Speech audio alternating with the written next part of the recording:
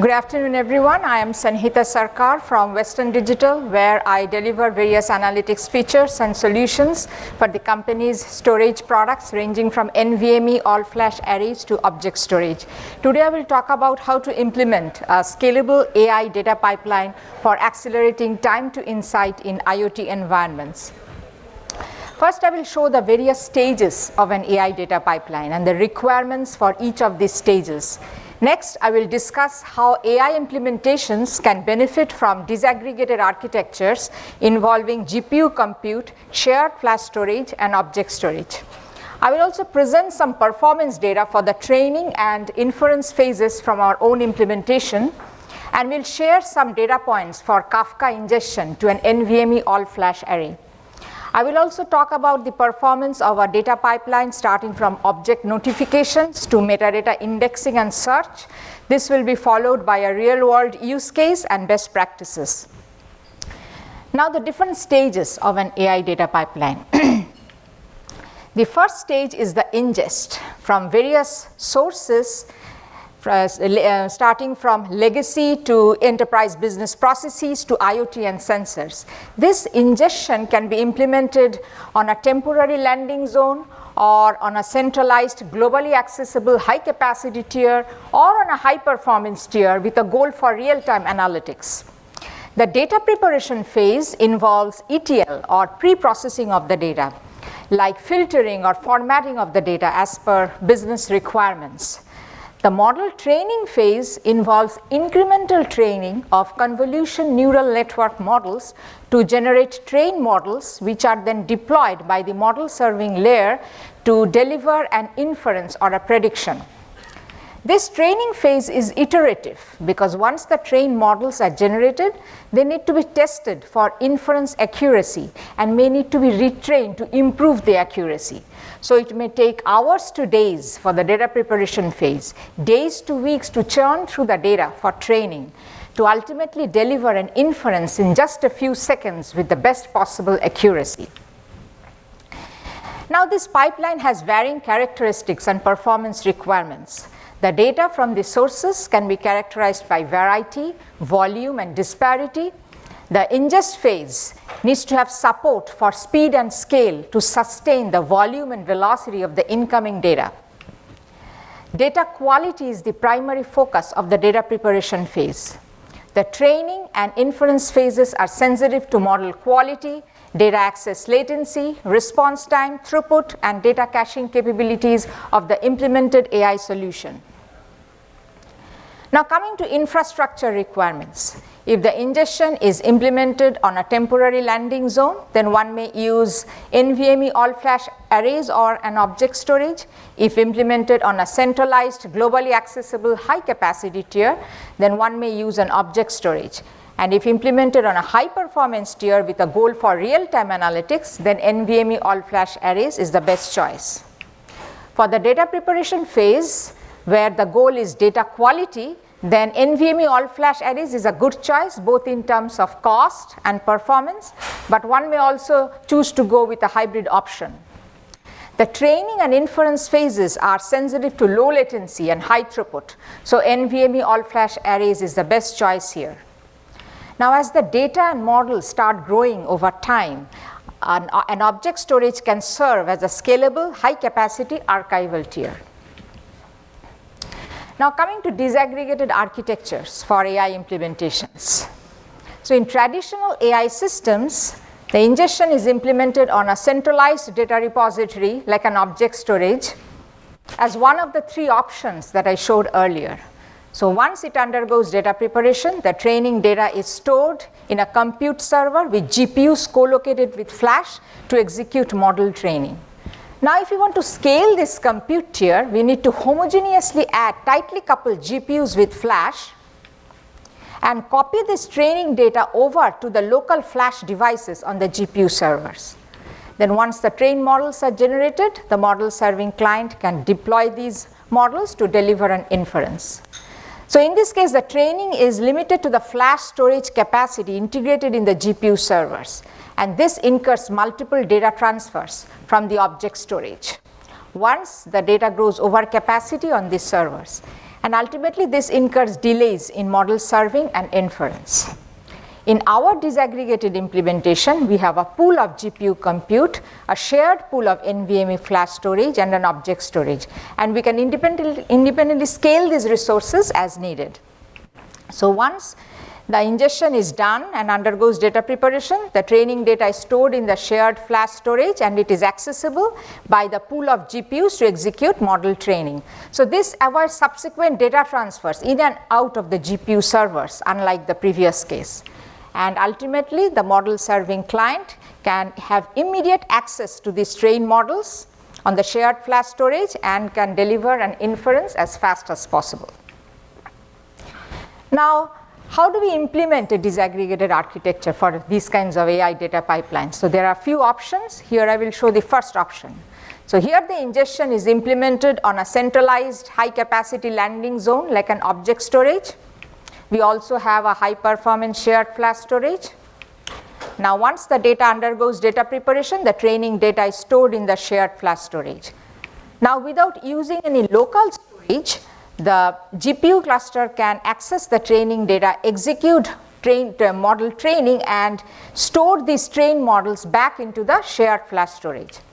And the model serving client can deploy these trained models to deliver an inference.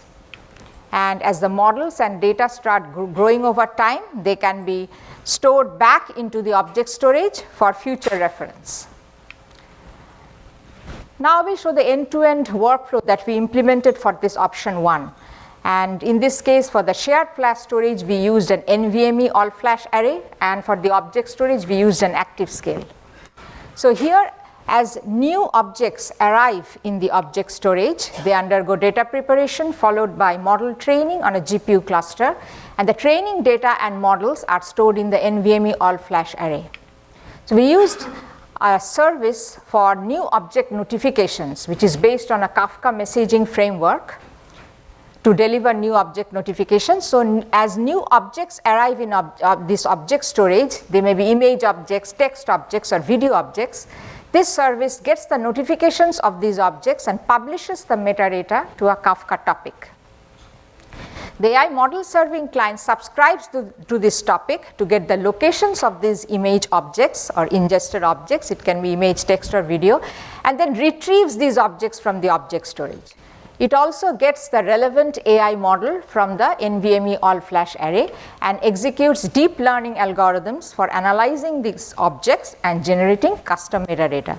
It may use TensorFlow for image analysis, Paddle for text analysis, and PyTorch for video object detections. It then delivers an inference with a score. If the score is less than a specified threshold, it triggers a retraining of the model. If the score is greater than the threshold, then the generated custom metadata can be stored in a key value store like Elasticsearch, and this metadata is then made searchable and viewable on a Kibana dashboard.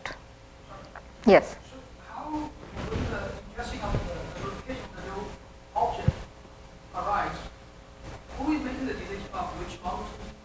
No, the decision is made by the user. What model to be used is not dynamic. Yes, he has to. Yes, that is not dynamic because it depends on the object type. So the model is already pre-trained. So those things have to be done. That's the data preparation phase that I showed earlier. Now coming to option 2 for implementing a disaggregated architecture. Here the ingestion is implemented on a high performance shared flash storage, unlike option 1 where the ingestion was implemented on an object storage. Now the rest of the phases are similar to option 1, and ultimately all the old training data, raw data, and models are archived in an object storage. Now the implemented workflow for this option 2. Here the data is ingested into an NVMe all-flash array using Apache Kafka, and beyond this the workflow is exactly similar to option 1, and ultimately the old files and models are compressed and stored in the object storage using the S3 cloud connector. Now coming to option 3 for implementing a disaggregated architecture. So here the ingestion is also implemented on a centralized globally accessible high capacity tier like an object storage, but in this case the data preparation phase, model training, and model serving phases all access a common storage, like an object storage. And a shared flash storage is not used in this case. And ultimately, all the old models, the training data and raw data are archived back into the object storage in a separate location or a zone. Now, the implemented workflow for this exact option 3, here we developed a data generator module with a watcher for new image files, text files, and videos, following which the watcher pushes the latest files to a Kafka producer. The Kafka producer then publishes these new files and the locations of the metadata of these new files to respective Kafka topics within a streamer. The streamer then streams the files to an object storage with file interface. So this file interface serves as an NFS interface for traditional file system data without requiring any file gateway. So this improves the workflow and manageability of mixed file and object use cases. So this is followed by data preparation and model training in a GPU cluster, and the training data and models are stored back into the file interface. The streamer also sends event notifications to the AI model serving client and the locations of these ingested files, following which the model serving client retrieves the files and the relevant AI model from the file interface, and beyond this the workflow is similar to the other options. Ultimately, we can search and visualize the custom metadata of the image, text, or video files on the dashboard. Now I will present some performance data for the training and inference phases from our own implementation. So first, some training performance data. Here on a disaggregated architecture comprising an NVMe all-flash array and a single 8 GPU server, the training performance with most of the AI models scales almost linearly up to 4 GPUs and is around 7x with 8 GPUs, except for AlexNet and Linnet, where the training performance saturates with 1 GPU itself. And on multiple GPU servers, the training performance scales linearly with the number of servers, irrespective of the choice of the AI models. Now, how about the I/O throughput during this training process? So here we use two extreme cases, one with the ResNet 50 model, which is compute intensive, and the other with the Linnet model, which is I/O intensive. So with the ResNet 50 model, the I/O throughput is only 653 megabyte per second, the GPU utilization being 100%. And for the Linnet model, the I/O throughput is around 2.2 gigabyte per second, the GPU utilization being only 20%. So the Linnet model here requires around 3.4x the I/O throughput compared to ResNet 50. Now some inference performance data. So here the inference throughput is measured as an aggregated result across multiple GPUs. Here we also compare the inference image processing rates with the training rates that I showed earlier, and found that the inference rates are between 3.3x to 4x the training rates of the corresponding TensorFlow models. So the best ratio is around 1:3 for the throughput for the inference to training.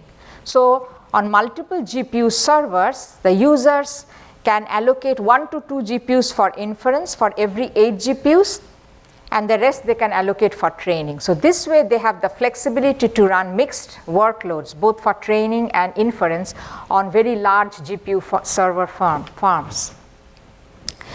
So here we came up with some example configurations, so using a single NVMe all-flash array and multiple GPU servers. And here we allocated 30% of the I/O bandwidth for training, and the remaining 70% for other phases like data preparation, inference, etc.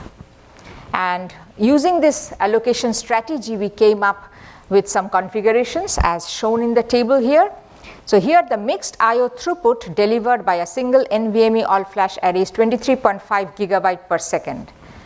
And while we are using ResNet 50 model for training, which requires around 653 megabyte per second, as I showed earlier, a single NVMe all-flash array can scale up to 12 8 GPU servers. And while using the Linux model for training, which requires around 2.2 gigabyte per second I/O throughput, a single NVMe all-flash array can scale up to 3 8-GPU servers. So once again, here we are using only 30% of the I/O bandwidth for training. It means to think about production environments. And if we had allocated 100% for training, then the calculations would have been different. Now coming to Kafka ingestion to an NVMe all-flash arrays. So this shows the benchmark schematics. Here we have 4 client nodes sending 400 million messages at 4 gigabyte per second and publishing to a Kafka topic. So here we have 4 nodes in a Kafka cluster processing these 8 million messages with an average acknowledgement latency of 40 milliseconds per message.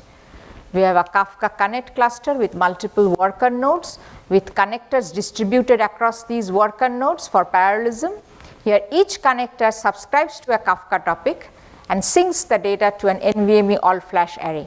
A total of 32 connectors is writing to an NVMe all-flash array.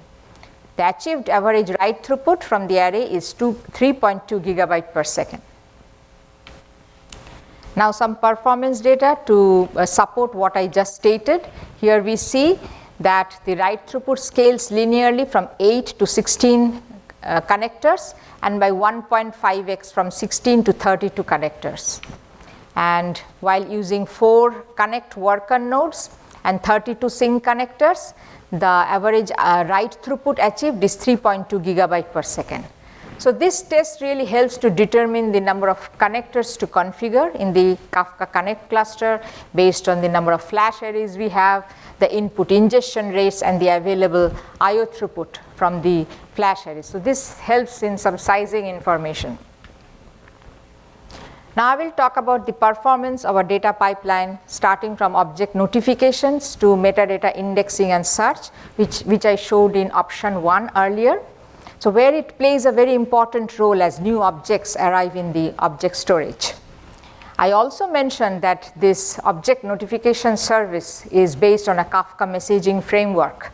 So it is very important to measure the performance of this feature with respect to object put rate, as well as to learn about the latency of the overall data pipeline ranging from object puts to object notifications to metadata indexing and search using Elasticsearch. So here we performed a few put operations of a total of 2.4 million puts into an object storage using 300, 600, and 1200 connections. And we simultaneously measured the notification rates of these puts along with measuring the Kafka Elasticsearch connector throughput and latency. So we found that the average rate of object notifications lags slightly behind the average rate of puts by approximately 572 to 730 notifications per second while using 600 and 1200 connections. But there is no lag with 300 connections. And the Kafka Elasticsearch connector consumes the messages at the same average rate of 1.7 megabyte per second to 2.1 megabyte per second that an object notification service sends to the Kafka topic, as I showed earlier in the architecture, with no visible latency in either the Kafka cluster for acknowledging these notifications or in the Kafka Elasticsearch connector as a consumer. So we came up with a reference implementation of Kafka to achieve a minimal acknowledgement latency of these object notification messages for various notification rates and the minimum configuration required in this Kafka cluster to achieve an optimal performance is 2 nodes and 8 shards. And the total storage space required in the Kafka cluster is a function of the retention period in the Kafka topic, the object notification message rate, and the replication factor. So if the object notification message rate is 2.7K messages per second, the retention period in the Kafka topic is 7 days, and replication factor is 1, then the total storage space required in the cluster will be 2.4 terabyte. So this shows an implementation of Elasticsearch for metadata indexing and search for up to 3 billion object notification messages.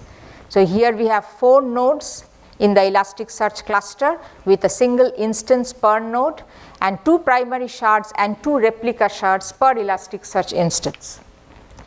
So we found that the dividing into multiple shards allows for speeding up the index creation times. However, it slows down the query response times due to the overhead of aggregating results from all the shards. Also, an optimal indexing and query performance up to 3 billion object notification messages is achievable if we configure 2 primary shards and 2 replica shards per Elasticsearch instance, along with a support for 375 million messages per shard. Now I will show the index creation times by Elasticsearch for up to 1 billion object notification messages. Here we performed some tests in batches of 25 million puts into an object storage with a 2-hour interval between the batches. And in this benchmark, the average rate of puts in the object storage and the average rate of notification messages have been 1100 and 1092 respectively. So results show that the index creation rate by Elasticsearch is similar to the object notification message rate. So we have a linear graph here. Now I will show the search or query response times and throughput by Elasticsearch, considering that these object notification messages grow to 3 billion over time. So here, while considering the same number of nodes, the median response times of Elasticsearch for mixed queries increase with an increasing number of shards from 8 to 16 shards, along with a reduction in throughput. This is due to the overhead of aggregating the query results from all the shards, as I showed earlier. And now considering the same number of shards, the response times decrease by 20 to 38%, along with a corresponding increase in the throughput by 14% to 106%, the difference in throughput being significant with 3 billion messages. So ultimately, the optimal query response times and throughput are achievable with 4 nodes and 8 shards in an Elasticsearch cluster. So we came up with a reference implementation of Elasticsearch to achieve an optimal indexing rate, the query response times and query throughput for up to 3 billion object notification messages, and the minimum configuration required in the Elasticsearch cluster to achieve an optimal performance is 4 nodes and 8 shards, and the total storage space required in the Elasticsearch cluster, considering 8 primary shards and 8 replica shards, is 4.5 terabyte. Now I will show a demo of a real world use case that we implemented, but before that I want to show the workflow that we implemented for this demo. So this is based on the option 1 I showed earlier. Here we ingested a large number of car image objects into an object storage, and following this the workflow is similar to the option 1 I showed earlier. So upon execution of this portion of the workflow, the AI model is trained for car images. So the inference score is greater than a specified threshold of 80% in our case, and we can search and visualize the custom metadata of the car images on the dashboard. Now we insert some flower images, but the model is trained for car images and not for flower images. So obviously the inference score is now less than the specified threshold of 80%, so it triggers a retraining of the model. Once the retraining completes, we achieve successful inference results with scores greater than 80%, and now we will be able to search and visualize the custom metadata of the flower image objects on the dashboard. Now I will quickly show the demo.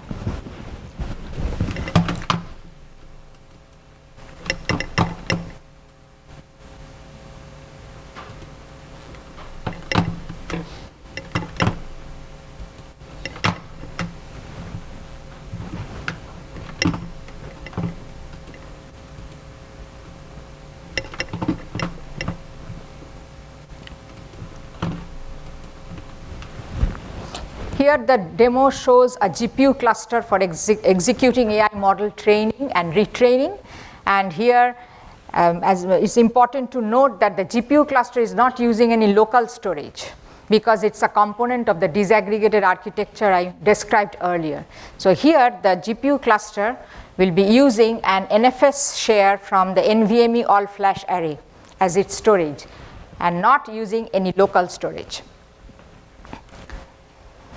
Now I will show the Kibana dashboard. So on this dashboard, a search of the Elasticsearch index image index returns no results because I have not ingested any data yet into the object storage. So that's the beginning. Now in this console, I am executing a program for the AI model serving client as a consumer, like ONS client 3, subscribing to a Kafka topic DPS AI demo. Now it is ready to receive new object notifications. So in parallel on this console, I execute a load script to insert 2 images, one flower image and a car image into the object storage.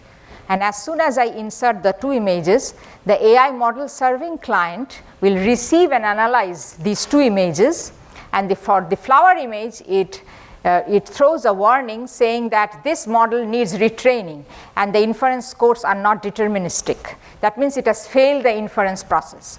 But for the car image, the score is 96%, so it has passed the inference process. So we can conclude that the model is trained for car images but not for flower images.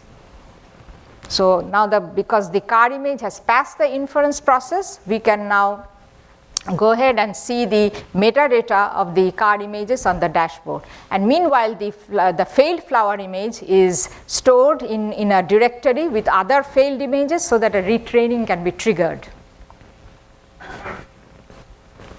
Now on this Kibana dashboard, I will be able to see only the metadata of the car images along with the top score of 96%, but not the flower images because it has failed the inference process. So now I open the car image on a separate browser to show that it is truly a car, so the inference is accurate. Now on the GPU cluster, I will execute a program to retrain the AI model with all the failed images as an input. And while this retraining goes on, in parallel here, I will execute, or I will say re-execute the program for the AI model serving client as a consumer so that it can receive the retrained images as well as any new images once notified by the object notification service. So here I'm triggering the program, and here the retraining will soon complete. So here the retraining has completed, and now this program has been triggered. And now on another console, I will reload the 2 images, the car image and the flower image, into the object storage. This I'm doing again to see what happens because the model has been retrained now. So I have reloaded, and as soon as I do that, the AI model serving client has received and reanalyzed the 2 images, and now you can see that the inference score for the flower image is 92%, unlike the previous case, and for the car image, the score is 94%. So we can conclude that the model is now trained for both car images and flower images. Now I will go ahead and open this flower image on a different browser to see that it's truly a flower. So the inference is accurate.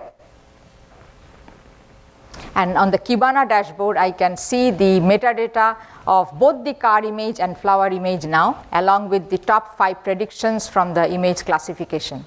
The demo thus shows how an end-to-end data pipeline comprising of ingestion to model training, retraining, and model serving can be implemented on a disaggregated architecture involving GPU compute, shared flash storage, and an object storage. Now I will go back to my slide.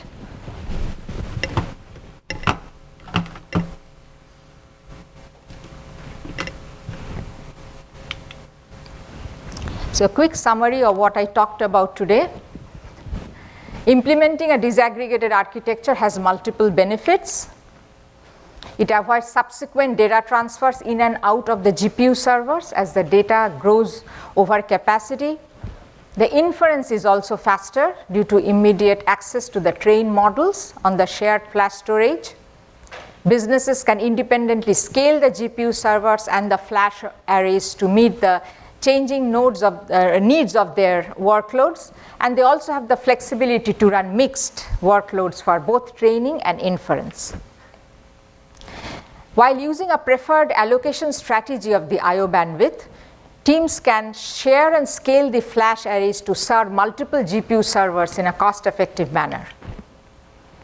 Also, high-capacity object storage may not only be used as a landing zone of the ingested data, but also as an archival solution. To obtain an optimal ingestion performance with Kafka in the NVMe all-flash arrays, it is very important to tune the number of connectors and the worker nodes in the Kafka Connect cluster based on the number of flash arrays we have, the input ingestion rates, and the available I/O throughput from the flash arrays. Also, it is recommended to configure high-speed network interfaces and topology for the Kafka cluster, for the Kafka Connect cluster, the worker nodes, as well as the flash arrays in order to eliminate network bottlenecks. And to attain an optimal performance of object notifications and Elasticsearch, a minimal configuration of Kafka is needed, comprising of 2 nodes in the Kafka cluster, 1 to 2 connect worker nodes, so that the object notification message rate is similar to the object put rate. And we also observed that the index creation rate of Elasticsearch is similar to the object notification message rate, and we can attain an optimal indexing and search performance for up to 3 billion object notification messages if we configure at least 4 nodes and 8 shards in an Elasticsearch cluster. So here are some links to the product pages and white papers relevant to this presentation, which you can refer to for more details. So that's what I have. Thank you for listening, and I'm open to questions. Yes?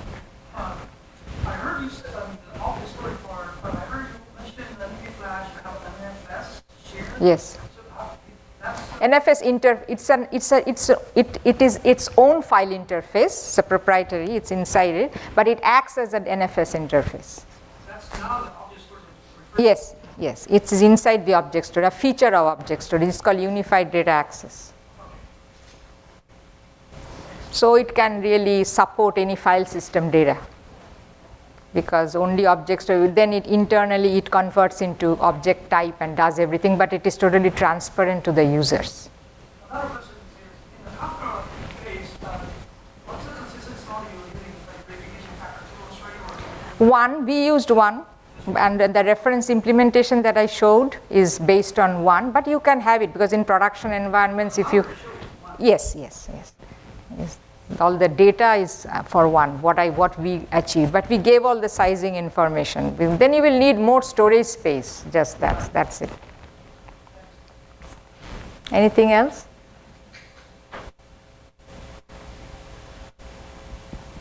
No? Okay, thank you for listening.